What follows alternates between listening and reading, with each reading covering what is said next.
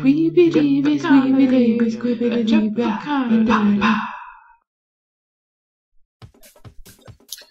It's important to have emergency action plans for any possible oncoming tragedy, and a hungry horde of flesh-eating zombies is no exception. But I've noticed a severe lack of documentation preparing citizens for such an attack. Sure, we know what to do in the case of a fire, tornado, or an attack from a legion of Richard Simmons robots, but the people of the world are left completely blindsided when it comes to the event of a zombie apocalypse. So I've come up with the following 5 tips to help each of you in the event of such a tragedy. Number 1. Surround yourself with slow people. Zombies will attack the first thing they reach, which means as long as you're faster than the people you roll with, you stand a better chance of survival.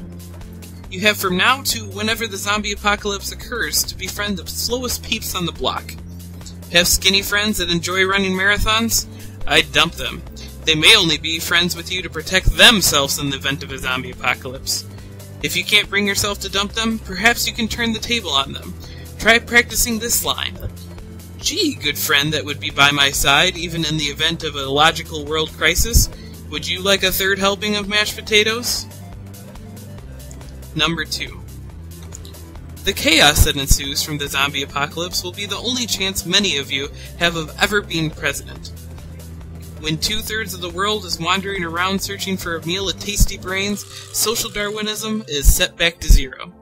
This means that even if you spent the last 6 years out of high school living in your mom's basement, eating SpaghettiOs and watching reruns of Murder, She Wrote in your Batman pajamas, you could become the next leader of the free world. Feel free to go around declaring yourself as president. If anyone argues with you, there are 2 things you can do. If they appear slower than you, concede first to the vice presidency, then become their friend and let natural selection take its course. See step 1.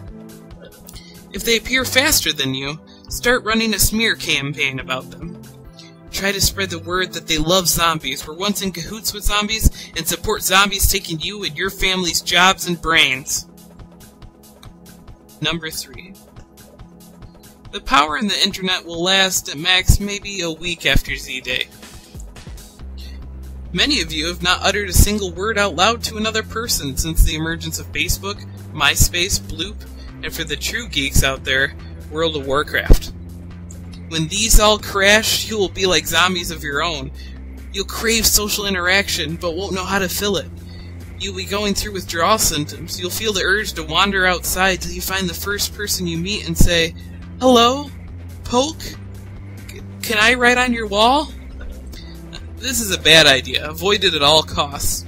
In the throes of withdrawal, you won't notice that the person you went up to is in fact a zombie, and he will most likely not hear your desperate cry for help and will simply reply with "Arrgh," which we all know is zombie for, "Excuse me, may I eat your brains?"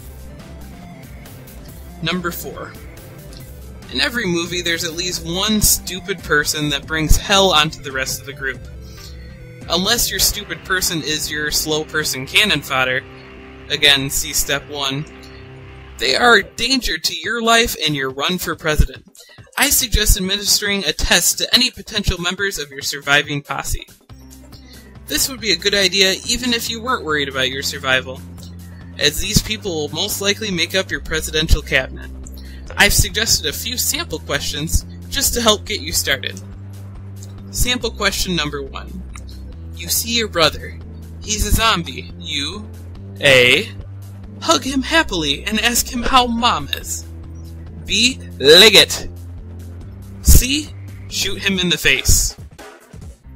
Sample question number 2. It's a bit stuffy in your zombie shelter. You, A, remove the boards covering the windows. Open them up and let some fresh air in. B, suggest to the president poking some small holes throughout the establishment. C, deal with it.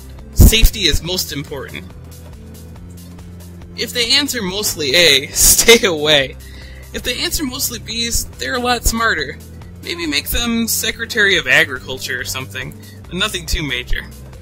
If they answer C's, that's your VP right there, or maybe your Secretary of Defense. Number 5. Much like the president thing, this may be the same pajama-wearing, murder-she-wrote-watching, spaghetti-eating guy's only chance to find love. When 2/3 of the population's favorite pastime is eating brains, girls' standards are instantly lowered. And on top of that, you're now a president. I suggest letting the hot chick into your group. You might find this conflicting with step number 4, as you might find yourself willing to meet a girl who, say, scored mostly dumb on the test due to her level of hotness in relation to her level of desperateness. I'll leave this up to your own discretion. Greater presidents before you have made worse decisions involving sex.